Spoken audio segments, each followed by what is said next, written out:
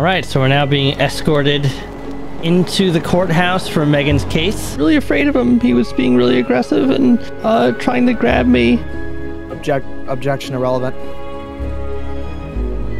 Your Honor, relevancy is that she was afraid for her life from Staff Sergeant Hopkins and ran to a trooper for help, insinuating that she did not believe that she had done anything wrong. Your Honor, objection. How does this pertain to myself?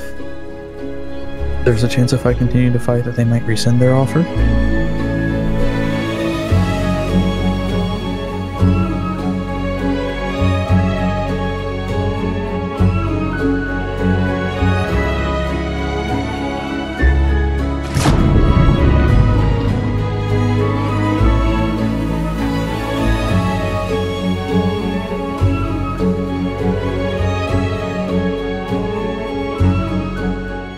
Hello, oceanographers, and welcome back to San Andreas' finest. As always, I'm Ocean 10, and we are rejoining Megan Primrose for her trial day. Now, a little bit of what's gone on in the background since she's met with the lawyer. This is going ahead to a hearing, and this is actually going to be a non-public hearing. This could be a private one between the two attorneys and the judge. And looks like one of the charges is going to get dropped and the other one or two out of the three will be remaining. The one they're dropping is the trespassing one.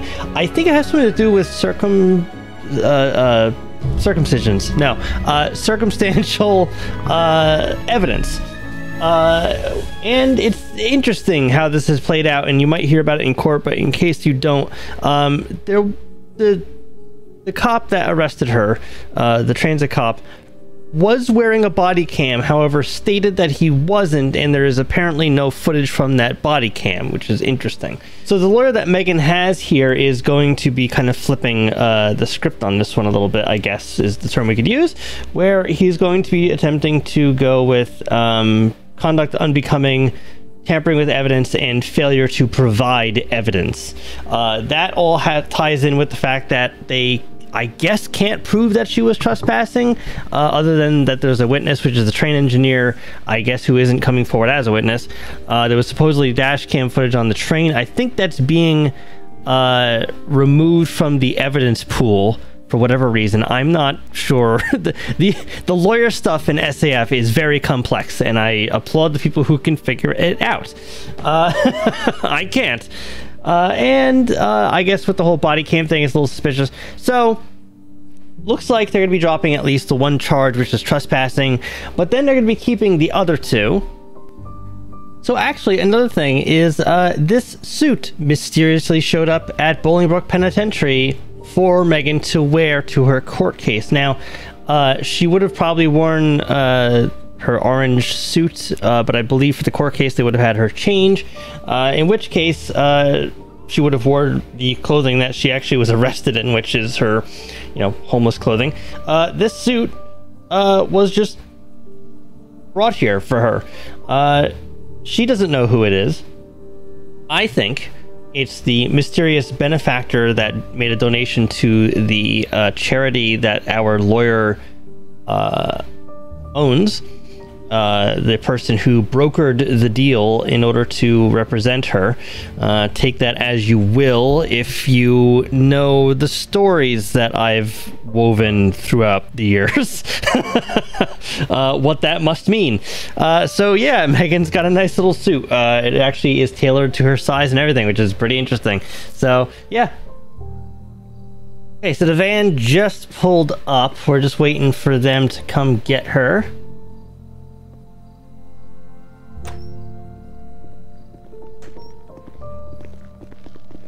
Ms. Primrose. Yes, hello. Hello, madam. My name's Corporal Kate Hatch in Blinketter Sheriff's Department. This is Deputy Jacobs and Corporal Bowles of the Blinketter Sheriff's Department. We're here to transport you down to the Los Santos courthouse. Okay, yeah, I'm ready. I'll have to let you know you're going to be searched prior to being transported in a van upon arrival, and you will have to be cuffed on your way to the courthouse. However, we'll cuff you in the front of your body just for better comfort for you. Okay, sure, yeah. You can step out. Okay. You just want to put your hands in front of you for me. I'm going to cuff you now. Okay, yep. That's you, Jacob. That's embarrassing. Yeah. We are going to search you. We'll try not to be too rude. Oh yeah, thank you. I don't like being touched, so yeah, just the best you can do, please. Understand. Oh yeah, I couldn't figure out how to tie it, so I just kind of put it in my pocket. Sergeant, does this fly? Does she keep this or not? The necktie. If you want to be courteous enough to put it on her if she wants it, then that's up to her. But No, it's okay. You can throw it out if you want. I don't really want it. Sorry. you don't want it, alright, just keep it with you, Corporal. Alright, let's go. If you want it later, you can keep that. Okay. You can walk in front of me, please. I'll walk behind you. Oh, this looks so cool. I've never done this before. Ah, this is so cool. I love this. Alright,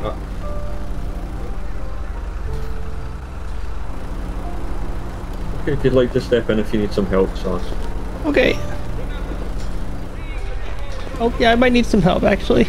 Yeah, just gonna sit you in here. Yep, that's fine. Thank you. Just watch out. This is so cool. I've actually never seen their prisoner unit before, so this is actually really cool. Are they giving like a whole ass escort too? Holy shit. She's not that high value of a target. Imagine this van getting hit with like people trying to free her. That she's not high enough of a profile target for that, but I can't see anything. Hold on to straps when vehicles in motion. Have a lot. Mind shut the back door. Yeah, interesting. I thought they were gonna give like a whole ass escort. I don't think they are. Maybe that one is. I don't know. But they're just moving her. So this is pretty cool. Yeah, imagine like a escape scenario where like I don't know, the van gets hit by a cement truck or something, and then they they like extract Megan from the vehicle. That would never happen, but you know. Just stick to this hole. Oh, that's, they really are Stick in the right line. They really are doing like a full like 2 units with her kind of thing. That's kind of cool. Oh my lord. I don't know if she's a high enough priority, you know, prisoner to to warrant this kind of escort. But hey, I'm not complaining.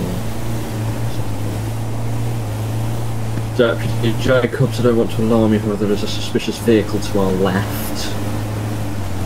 Currently passing into the sergeant. Oh no. The vehicle is Those suspicious state away from the vehicles. danger. How dare they? All right, so looks like we're going in the side of the courthouse. This is probably where they take the prisoners. Up on the curb. Don't hold it. Just leave it. Being a beast. Right.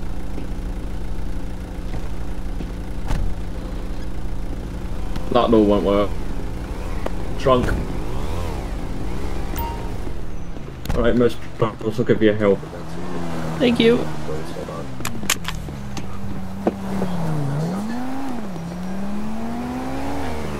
Did you shut these doors?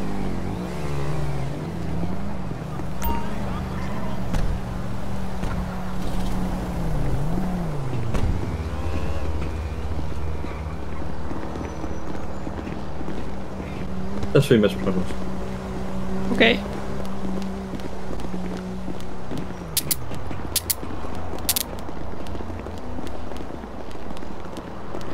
All right, so we're now being escorted into the courthouse for Megan's case.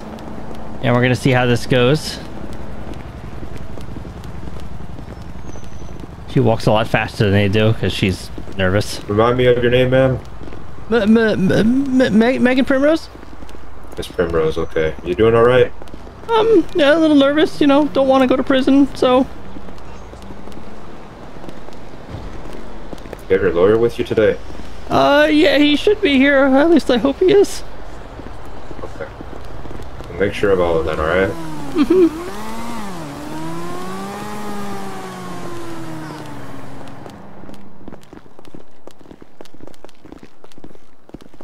Alright, just so you understand, you're going to be in one of these cells for the time being until the courtroom is fully ready, okay? I'm sorry, Miss Primrose. Oh my god! Oh!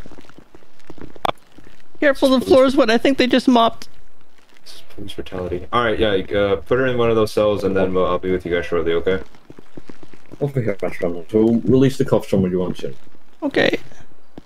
Alright, if you just like take a step. I'll take the cuffs off of you. Thank you.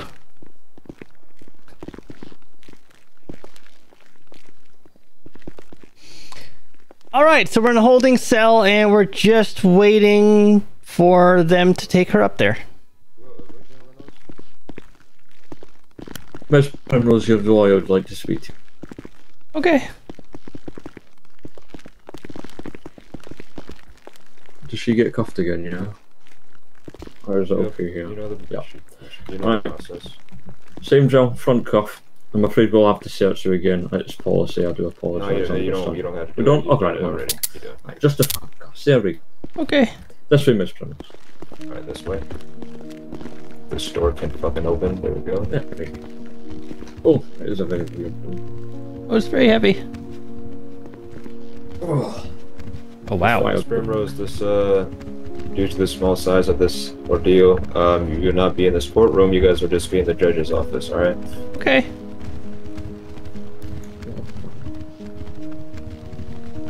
Wow.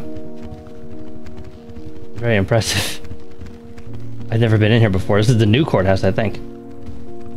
Oh, good morning. Hello, good morning. Bailiff, stay outside for a second. All right. Take a seat.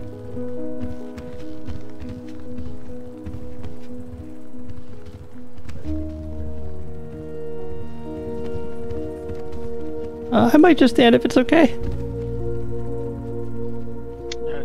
doesn't matter to me. Okay. Ready. Alright, so defense, since you petitioned for this hearing, I'll let you go and begin. Of course, Your Honor. Let me get the arrest report. So, Your Honor, this meeting is due to an event on August 2nd, 2023 at 6:20 in the evening, excuse me. This was at mile marker 6, Route 15, adjacent to the fuel station by the railroad tracks.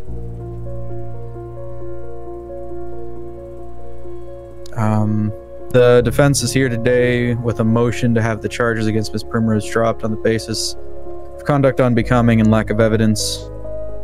I'm going to compare the arrest report to the body-worn camera footage from Staff Sergeant Hopkins. Specifically, his... we'll start at timestamp 1050, which is when Staff Sergeant Hopkins, I believe, makes contact with the train engineer. Due to the fact that it was raining this day, visibility was low. The trains were running. However, some of the audio might be hard to hear due to the fact that it was a fairly decent thunderstorm. So, to begin,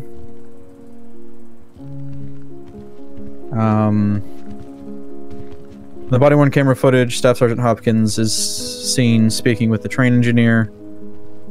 It's my understanding that Staff Sergeant Hopkins does not at any point in time attempt to look at the train's camera and merely takes a verbal report from the train's engineer before he continues to 1310 when he makes contact with Ms. Primrose at her camp. If you go to 1310, Your Honor, you will see that Ms. Primrose's camp was not within 5 feet of the railroad tracks, was significantly out of the way, and was actually sheltered by a rock outcropping. In the arrest report, it states that Ms. Primrose, the train engineer, identified a female pedestrian on the tracks. Loitering on the tracks. And due to the hazard, he applied emergency braking power and brought the locomotive to a halt. To begin with, Your Honor, Due to the visibility and the storm that day, I find it hard to believe that the train engineer actually saw Miss Primrose, nor was he brought out to positively identify her as being the female seen on the railroad tracks. As such, Staff Sergeant Hopkins was merely operating on a proximity basis due to the fact that Miss Primrose was the only female pedestrian in the area at that time, despite the lengthy time between the train supposedly seeing a female loitering on the tracks and Staff Sergeant Hopkins arriving on scene. Now, at the same timestamp, at 13:10, when he makes first contact with Miss Primrose, the audio cuts in and out, I'm assuming due to the rain. Electronics and rain do not play well together, and Staff Sergeant Hopkins was not wearing a raincoat. When he first makes contact with Miss Primrose, she can be seen attempting to hide in the bushes nearby. This, at least in my opinion, and you are free to make your own, as is the prosecution, Miss Primrose's actions in this particular portion of the body-worn camera footage show that she had a fear of Staff Sergeant Hopkins, either due to a past experience, due to a potential disorder that is, as of this time, undiagnosed, or due to the chronic harassment of homeless individuals in the state of San Andreas. Ooh! Hell As yeah. such, she can be seen hiding in some bushes behind her camp, approximately 3 to 4 feet away.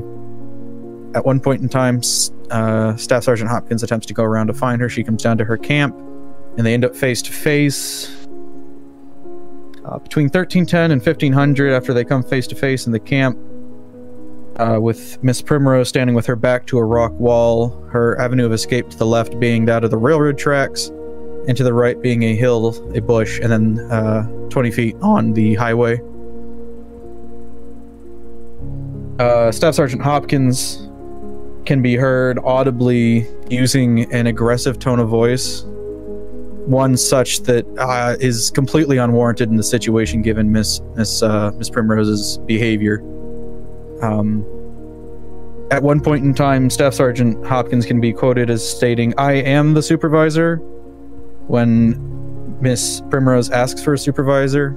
It is my understanding that there's not a legal requirement to provide a supervisor. However, a reasonable law enforcement officer, particularly one of such a standing as Staff Sergeant Hopkins, should be trained in de-escalation techniques as well as negotiation techniques, which he should have utilized in this instance to de-escalate the situation, potentially call another department.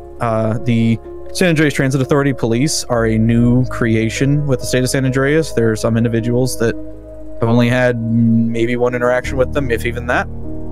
And as such, it's unlikely that they are recognizable. There's a chance that, one might construe them to be potentially impersonators or security guards.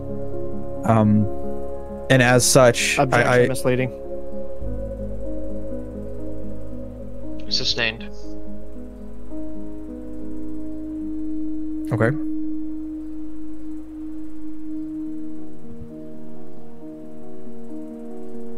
To the original topic, the tone of Staff Sergeant Hopkins, a supervisor, and it is my understanding the highest ranking San Andreas Transit Authority police officer in this instance, is aggressive, intimidating, and unwarranted given the action shown by the defendant.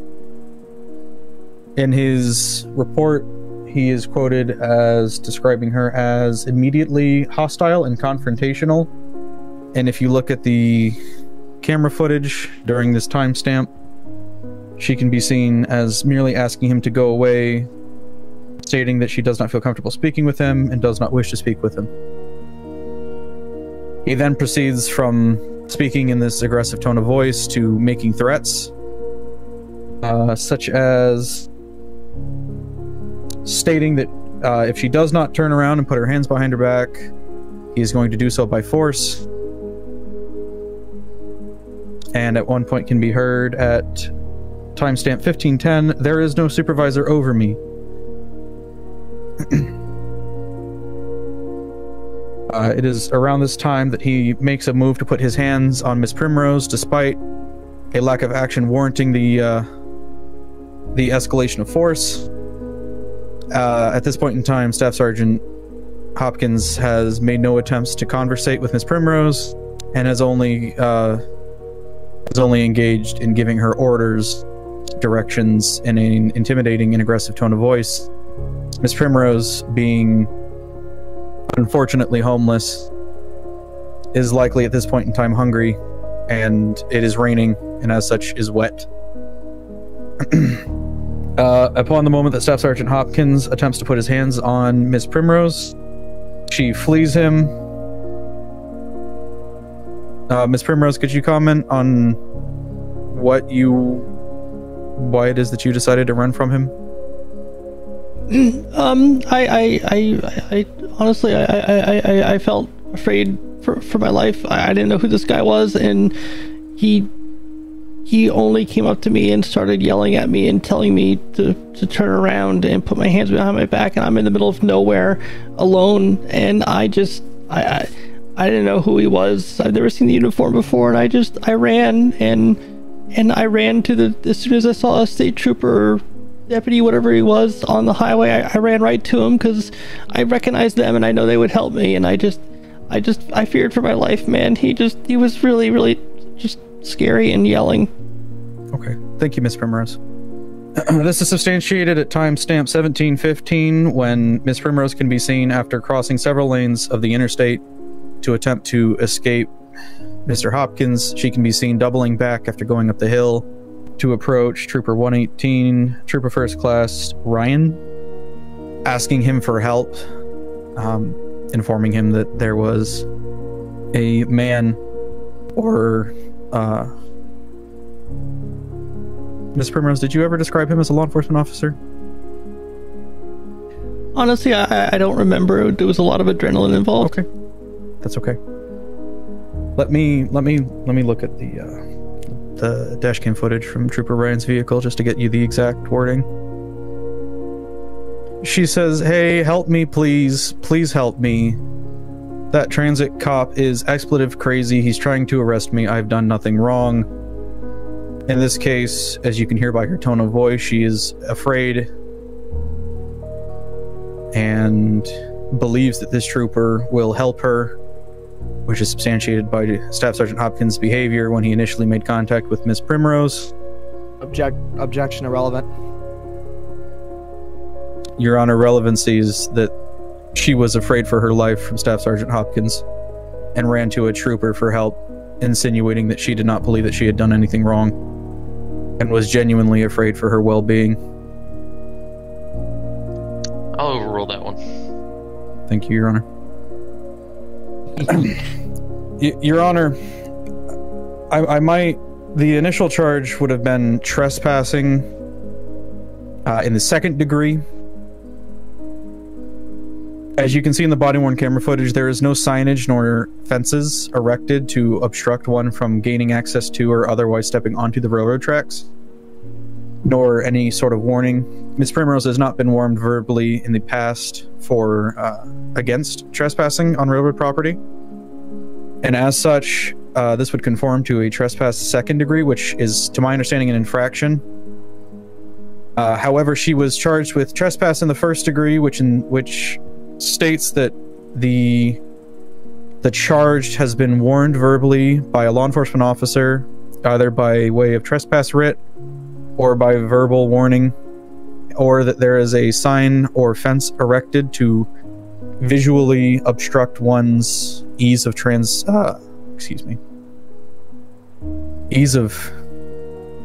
I'm looking for a word and I can't find it.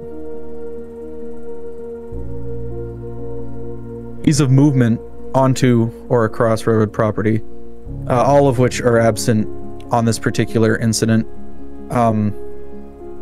Your Honor, based on that, it brings into question Staff Sergeant Hopkins in his initial interaction with Miss Primrose, and as such, I believe that Miss Primrose was acting in her best interest for her personal safety.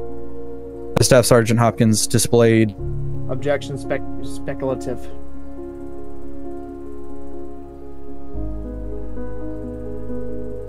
Any kind of argument, defense? No, Your Honor. Sustained. As such, Your Honor, I ask that you take into consideration the initial cause for contact and compare it with Staff Sergeant Hopkins' behavior. And that is all. Alright, thank you. Prosecution, if you'd like. Certainly. And Miss Primrose, it's an honor to meet you. My name's Isaac Sellen. I'm a district attorney here within the state of San Andreas and assigned to your case today here in the Los Angeles County Courts. Your Honor, obviously, as I presented evidence throughout this case, I like to take a reference. If we go to 656 within the large recording that was provided, that being this evidence being a vehicle dash cam that was mounted on said train in question. As we look at said vehicle camera footage, we can clearly see that the defendant is standing within the 5 feet of San Andreas Transit Authority property. I thought that was going to be removed from court. And as the train's beginning to come to that stop, you can see that the defendant clearly runs off to the side of the tracks in an attempt towards that encampment. Now, as I noted in my motion this morning, we would, again, like the trespass charge to be dropped due to, again, as the defendant states, with lack of evidence providing that it was truly trespassing. However, we would like to issue a trespass notice today to Miss Primrose in relation to any San Andreas Transit Authority property, just due to the fact that it's clearly seen here and the fact that we're dropping the charge. Biggest reason being, well, she shouldn't have been there to begin with. With that as well, if we reference to the arrest report, obviously Staff Sergeant Hopkins was requested to respond out to the area, that being his jurisdiction. As the San Andreas Transit Police, who have been around now for 8 months in total, have jurisdiction when it comes to any railways and anything involving their property. While responding out to this call for service, which is criminal in nature, I believe, in fact, I can confirm that Staff Sergeant Hopkins used the 1968 case of Terry versus Ohio in reference to asking the defendant to stay where they were and come over to him. That being initiating of a Terry stop. Now, with that, since there was a crime committed, he is well within his authority to be able to request that due to the officer safety aspect of not knowing if there's weapons or anything that can harm him at the time of the incident. With the defendant's resistive behavior throughout the interaction, to start, you can see as to why the situation got as heated as it did. Now, do I agree with the way that Staff Sergeant Hopkins was acting throughout the entire incident that we can see on the body-worn camera? No. However, at the end of the day, escalation did happen, which I do agree with. However, at the end of the day, he was just merely doing his job.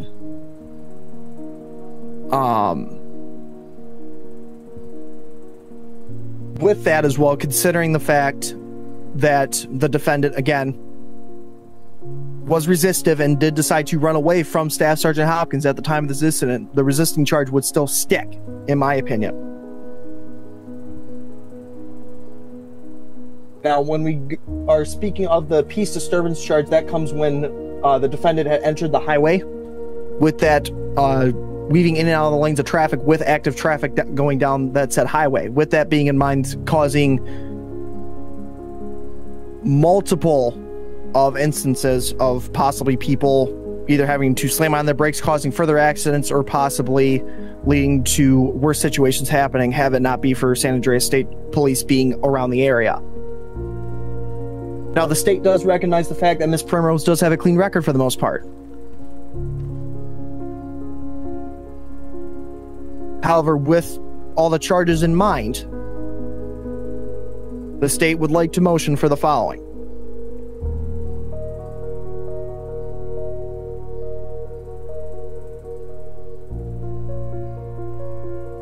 The state would like to request that charge number 3 SA 574.12, which is the resisting or interfering with an arrest, be dropped down from felony to misdemeanor. Ooh. Charge number 2, 570.15, trespass within the first degree, be dropped. As said within the motion this morning, being that, again, a trespass notice is issued to Ms. Primrose for any San Andreas Transit Authority property.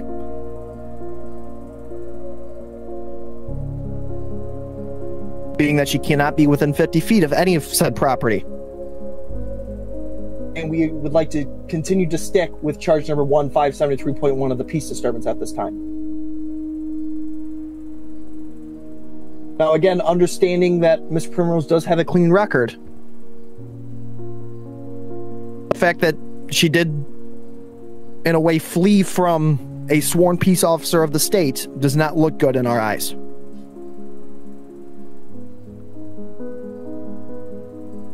Now, Ms. Primrose, if you don't mind me asking you a couple questions, did Staff Sergeant Hopkins ever identify himself to you throughout the interaction? No, he didn't. His first and only words to me were, "Get over here, come here and turn around." He never identified himself. He never told me why he was talking to me or anything. Okay. That's why I was scared. With that in mind, did you happen to see the uniform that he's wearing that clearly was marked with police on it? Not from the distance that he was at. There was a lot of rain in my eyes. It was raining really hard, and I couldn't really see him that well. I was just trying to stay undercover, but I couldn't. Okay, what about when he got closer to you? Yeah, I was really terrified. I wasn't really paying much attention to details like that, you know? Have you ever heard of the San Andreas Transit Police before? No. No, you haven't seen any posters or anything online or on ads throughout the city or anything like that? I don't have any access to the internet. I don't even have a phone. No?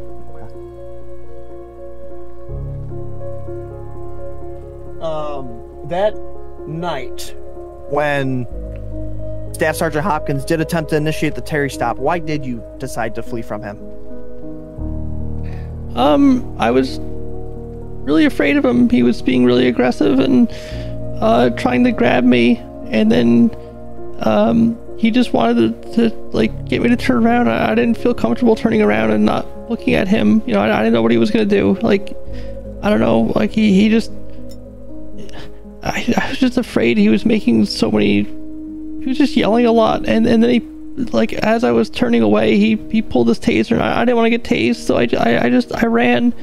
I didn't know if he was gonna hurt me or not. Okay. When you got up to the San Andreas State Police vehicle on the US 15, just over there by the gas station, do you remember who you were talking to that night? Yeah, it was I don't know if it was a trooper or a deputy. It was he said his name was Ryan, and yeah, he was the person I walked up to or ran up to. Okay. At any point in time during the interaction with this Ryan, did he ever identify himself as a police officer of the state? Yeah, he did, either before or after he got out of his car. Okay, and with that in mind, did you consider, did he ever explain to you what was going on and why you're in the back of a police car in handcuffs? Yeah, they were, at first just detaining me until they could figure out what was going on. I wasn't cuffed at first. Excuse me. I wasn't cuffed. They just wanted to get me out of the rain. But then later on, they took me out of the car to put me in cuffs. But they said that the guy who was trying to get me later was trying to got me earlier was trying to arrest me, and that he was some kind of like trained cop thing. Okay. After this Officer Ryan did speak with you, did Staff Sergeant Hopkins ever go back and speak to you about what was going on? No, I asked the troopers to not let him anywhere near me because I I was in the middle of a panic attack, and I didn't want to see him because I was afraid of my heart might explode or something. Okay, were you evaluated by any personnel of either San Andreas State EMS or United Healthcare Ambulance?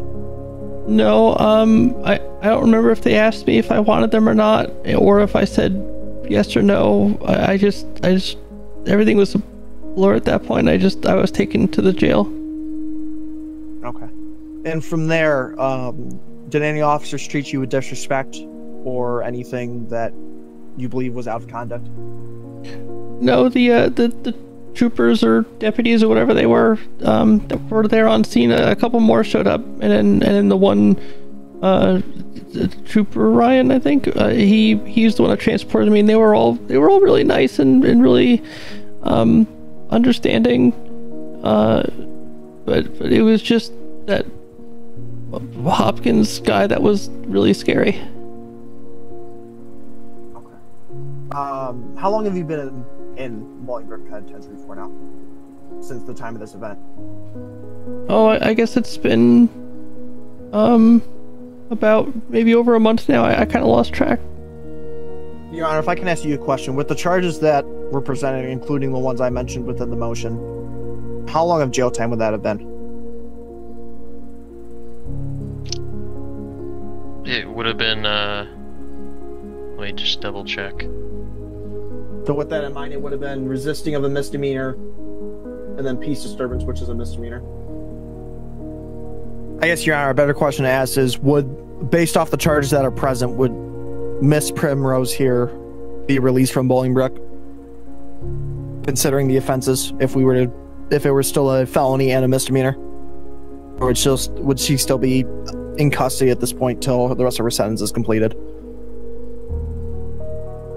Alright, I got it pulled up on the computer here. If she decided to not fight and just serve out the sentence as it would have been only 5 days, it looks like. So she would have been released by now, but because she decided to fight the charges, she continued her stay until she was able to get this date where we have this hearing now. Ironic. Your Honor, again, the state does understand that Miss Primrose has had a clean record up to this point. However, the state does also need to recognize, due to the fact of the defendant fleeing from a sworn peace officer of the state of San Andreas, is a harsh crime that has been committed. With that in mind, though, the state is willing to be lenient and willing to drop charge number 3 as stated down to a misdemeanor, dropping charge number 2 and proceeding on to that trespass warning or trespass notice that would be provided to both the defendant as well as their attorney, as well as keeping charge number 1 at this point. However, she would not have a felony on her record. Your Honor, objection. How does this pertain to myself?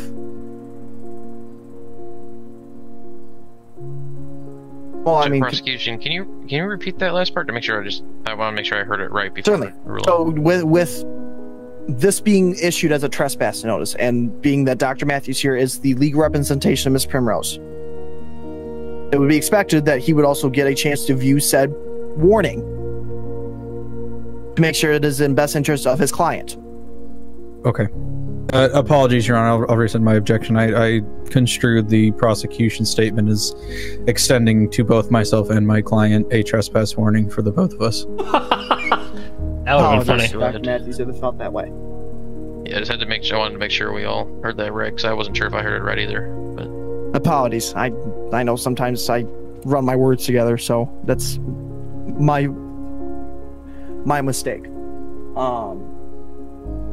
But however, Your Honor, that is what the state would like to do at this time in relation to this case. Unless the defense has any questions for me in relation to conduct or anything in relation to this issue, that's all I would like to say.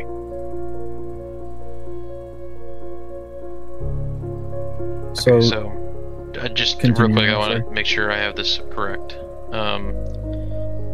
You said you were dropping 1, reducing 3 to the misdemeanor, and then Your Honor, if you want, I can present you a issuing the paper warning for that 2. has the true motion if you want that. Yes, if you would. Certainly.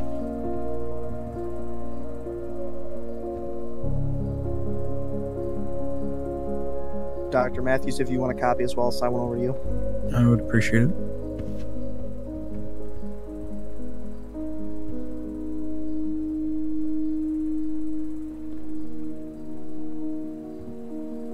Your Honor, might I step into the corner to speak with my client? Say that again? May I step into the corner to speak with my client? Yes, that's fine. Thank you. Come on. We'll step over here. Make sure you're whispering. Do you have any further questions for myself? So, what they want to do, just to kind of lay it out, Going any farther? they are going to drop If you don't mind, can I talk to you? the second charge, and it will become a trespass notice, basically stating that you can't be within 50 feet of San Andreas Transit Authority property. That's railways, train stations, transfer stations, trains, that kind of thing. I can possibly give him a call. They're gonna drop the third charge to a misdemeanor. That would have been the resisting. That's gonna go to a misdemeanor. And then the last one, the public disturbance would stand. That's also a misdemeanor. So if we take this plea deal, that's 2 misdemeanors, neither of which are violent, neither of which would impact your freedom or your rights. But they would still remain on your record. You would be released today. And then the trespass notice, that doesn't carry any weight with it. Or monetary obligation either. You know how it goes. So, I can continue to fight. I need to speak with him. There's a chance if I continue to fight that they might rescind their offer. If we take this motion, down here, or you leave today, you have 2 misdemeanors on your record, and you just don't get to ride on any trains or step on any tracks. And if you do, it's an arrest for trespassing in the 1st degree, which is a misdemeanor. Or you mean felony? Okay. Is it a felony? I thought because it was they stepped it down from a felony to a misdemeanor. I think. For trespassing? Yeah, I think so. At least that's what I thought I heard. Your Honor. My understanding that they stepped down resisting Oh. to a misdemeanor. Let me just check real quick. You might be correct. I've been wrong before. No, ma'am. So trespass in the 1st degree is a misdemeanor, and the 2nd degree is just infraction. Okay. So they're essentially getting rid of the trespass 2nd and 1st degree, and they're just writing you a notice. The ones that will remain on your record, besides the trespass notice, is the resisting arrest, and that will go to a misdemeanor, and that's time served. The other one, which is causing a disturbance, which is from you running across the highway, remains a misdemeanor, but that's also time served. Okay, yeah, I don't want to risk them rescinding or whatever word you used to get rid of what they're dropping it down to, so I'd rather just take the deal. Okay, and you're sure? Because I can keep fighting, we could go all day, but if you're sure you want to. Yeah, I'm sure. I think that's I don't care if it's anything's on my record or not. I just want to go. Okay. We can do that. Thank you. Absolutely. Of course. I'll step back over here. Okay. Excuse me. After careful consideration, we have decided that we will accept the state's motion. Alrighty. Let me just take this here. So, we'll move forward with the motion of dropping the 2nd charge and just having a trespass notice issued. This will, just to repeat, you will not be allowed within 50 feet of any of their property. And then by their property, I mean the San Andreas Transit Authority. Charge 3, we will dropping down to a misdemeanor. As well as then charge 1 would be staying on the record. Just want to make sure that we're all on the same page with that. Yes, Your Honor. Yes, Your Honor. Your Honor, could I propose one more thing? know it's late. It's nothing to do with charges or the record of the defendant. What is it? Understanding that the defendant has been deemed homeless, if I'm not mistaken. Is that correct? From my understanding, it is, if the defense wants to confirm.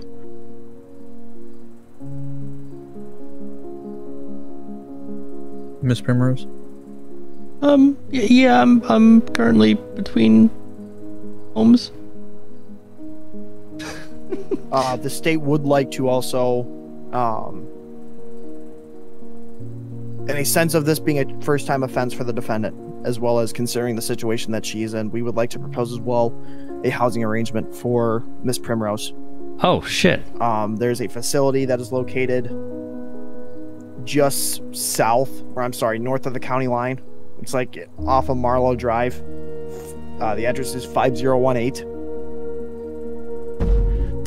That's a facility they're known for assisting people who've either lost their homes due to issues or Oh, yeah. some rehabilitatory help, if I'm saying that correctly. With that in mind, the state would like to propose temporary sheltering Miss Primrose for 6 to 8 months, free of charge, until Miss Primrose can attempt to either find housing of her own and or find different living situation. All right. Well, as far as that last part goes, that'll be for you to get that information to her attorney here, Mr. Matthews. Then that will be handled from there. That's not as much for a matter of the court here. I know it's more of the civil side, sir, but since we're on the topic, I thought we'd at least bring it up. Yeah, that's fine. I'm just saying I won't, give a deciding factor to that. That'll be for you to handle with them. But as far as the motion, then we will continue with the motion. Because of the time that she has stayed, we're gonna go ahead and waive the extra fines, unless the state objects to that. What would the total amount of fines be? Let me double check. The peace servants, I'd have to re-pull up the record to get the exact amount, but it's anywhere between $1 to $2,000. The state's fine with dropping of the fees. Okay. Alright, so then like I was saying, we'll move forward with the motion, and because of the the time that Miss Primrose has stayed in the penitentiary, we'll drop we'll waive the fees, and then she'll be transported back to gather any belongings, if there is any, and then be processed out of the prison. From there, she will either, I don't know if Mr. Matthews, if you're able to either arrange some type of a taxi for her or something like that. Yes, sir, I can look into it. Alright then, well, if anything, unless either you have anything else, I think we're good to wrap it up here. The state has nothing, sir. I believe the defense has nothing. Alrighty then, I'm happy we were able to get this taken care of, and I hope you all have a great day. Go ahead and, or stay, actually, if you want to go and just inform the bailiff that we're finished, and then yes, sir, he can come in here and I'll let him know just exactly what's happening. Thank you, Your Honor. Gentlemen, the judge wishes to speak with you. Of course.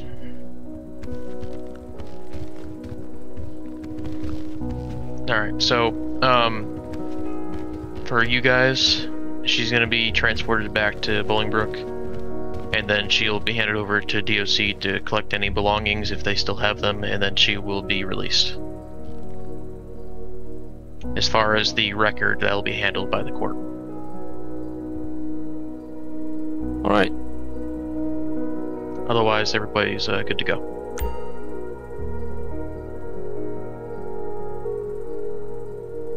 Thank you again, Your Honor. Of course. And thank you, Doctor. Of course. Would you like me to come pick you up, or would you like for me to arrange you a taxi and or bus? Taxi would be fine. Okay. I'll have a taxi there to pick you up. Hey, thank you. Of course. Alrighty. Thank you, Yana. Thank you, Bayless. Do I still need these cuffs anymore? Alright, miss, we can take those off you. Thank you. Alright, if you could follow me, please. Thank you. You like so much. Thank you. Sure, yes.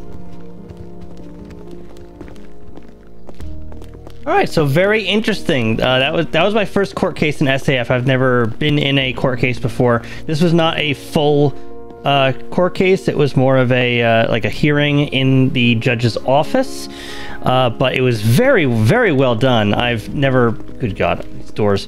I've never been a part of a court case before, or any kind of the legal system stuff that's been around for a while now in SAF. So it's been really great to actually experience it and really just get an understanding of how it works. And so far, it's really awesome. I'd love to do like a full-blown... Can we get you anything? A water or anything? Maybe a water. That would be nice. Alright. We'll get you that. Thank you. I'd love to do like a full-blown court case where it's like a jury and, you know, the lawyer, you know, the lawyer's fighting it out, you know, like that'd be so cool to actually like experience that. But this actually went really well for Megan. I mean, we could have kept fighting it, but I was worried that maybe it would have turned into them taking away the deal that they were offering, you know, by the state. So it was really good to actually experience that. So, still protocol, we still have to search you before you enter the van. The culprit here on my right will get you settled in the van and get you that water. I just gotta do some things and we'll get you going, okay? Okay. Alright, perfect. Just stand by here 1 second and my colleague will help you out. Thank you. Yeah, just a very interesting case. Like I'm really excited for how it worked out. Big shout out to everybody involved. I know Civic was playing his lawyer character, whose name I forgot. I actually even forgot Matthews, who was playing the Megan's defense. I forgot his name. It's Dr. something, and he's a lawyer. I can't remember his goddamn name now to save my life. And I don't even think I got the judge's name, to be honest with you. But everyone just did really well. I was and like that was all, none of that scripted. That was all just them role playing, which is so cool. Thank you. All right, so that actually, wow, Megan's eyes are fucking bugging. See that for a second there? Oh my god. Okay, well, Megan's going to get basically now transferred out of the prison. She has to get processed out, so that's going to take a little bit to get done. And she will be out in the next episode that you guys see. So stay tuned for the next one, where Megan will be out of prison and out and about. And we'll see if she decides to go up to that housing location. It's actually the I can't remember the name of it. It's that place. It's the retreat, like the I can't remember the name of it. It's the rehab place. We've been there before. But Megan's been there before. So we'll see if Megan decides to go up there or not. Or if she's just going to kind of just get out of prison and go back to, you know, going anywhere she wants in the state and living off the land and whatnot. So we'll see what happens. But I hope you guys have enjoyed this entire process. I've actually withheld all this footage until this court case day. Because I wanted to make sure that, you know, nothing was metagame. Not that I thought anyone would do that. I just wanted to make sure, like, everything was kept, you know, pristine, especially like evidence and stuff like that. So that's why I wanted to have everything like released after the court date, which I'll probably do again if I do anything more, any more court stuff. So yeah, hope you guys enjoyed this, and we'll see Megan out there on the streets again soon. That sounded worse than I meant it to be. All right, see you guys later. Thanks for watching. Love y'all.